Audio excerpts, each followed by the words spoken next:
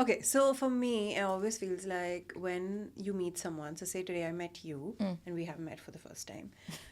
So today I meet you and I have a perception about you in my head. The problem that gets created is that I have held this perception of you so strongly, but you are still like showing me your personality, and Yeah. it doesn't match my perception. Yeah. I'm not changing this, Yeah. but I'm getting disappointed with you for being who you really are, Yeah. but not matching up to my expectation that I have created Yeah. of you without even knowing you. Yeah. Now, me not wanting to change the perception is what makes me bitter or like lack of communication, and Yeah. it creates a problem for me. Because you've created this wall. Yeah, Yeah. I was like, this is who you are. Now you better match up to it. Like, then I put Exactly. the pressure on you Yeah. that you have to match up to what I believe Yeah. you are in my own head. And I think that's also what gets created with online dating, because you also want to put Yeah. your best foot forward. Yeah. And then if I'm showing you my best foot, I'm going to create that perception, and then you can't Yeah. match it because you could have a bad day. You Yeah. could be hormonally imbalanced. You could be at a different period cycle. So one of my friends, old friends, got in touch with me after this video started getting some attention, right? And he goes like, Tom Hardy once said, I can't stand the women, but gosh, I can't live without them. Something like that, right? And I was like, honestly, men don't know jack shit about what it's like to be a woman, and fundamentally they'll never understand what it's like to be a woman. We are constantly changing, we're constantly evolving, our hormones are all over the place. One thing goes wrong in our body and it affects our entire psychological system. Right? And we barely know how we're feeling half the time. And if you find a woman that's communicative, that walks you through her emotions, and then you treat her with the bare minimum, Yeah. Fuck that. you're the bad guy. You're the bad guy. Don't come and tell me I'm too complex, because you lack the capacity to understand who I could be. Shut up. I love that. I fucking I cannot deal with men. I can't understand how men can be this stupid about like just understanding something as simple as hormonal imbalances or Yeah. hormones. Like, come on, man. Like, I think now Yeah. people need to learn this like at the age of 10. And you were saying this point, right? Like, in a traditional sense, we're not educated enough. There is absolutely no excuse for you as a man or a woman to not be educated about dating or someone else's. Let's say if a man wants to know about a woman and he's like, women are just so complex. Read, Google, AI. ChatGPT. Exactly.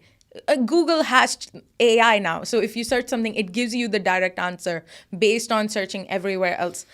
You're dumb. Like that's the only thing. That much effort you don't want to take to Exactly. actually Google how to be Exactly. a better person. Yep. I mean, we're not even saying go spend money and go to therapy at this point. Just No one. Google. Like the phone is attached to your body. Yeah. But yeah. Google. And another thing is, they realize it so late. They realize it so fucking late what they've done. They do it. They're like, oh, I was just, I didn't know how to process it. So they run away, right? Yeah. And then they create more damage for other women. Exactly. They damage other. They create this chain of line, like this tree Yeah. of damage. And then at the end, they're like, what I did was wrong, but I've taken accountability and I deserve forgiveness. What about all of the women you just traumatized? Well, you know what?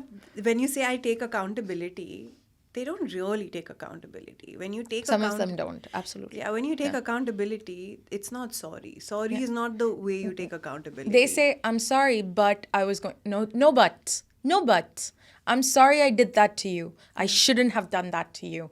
That's it. End your sentence there. Don't say, but I was struggling. No.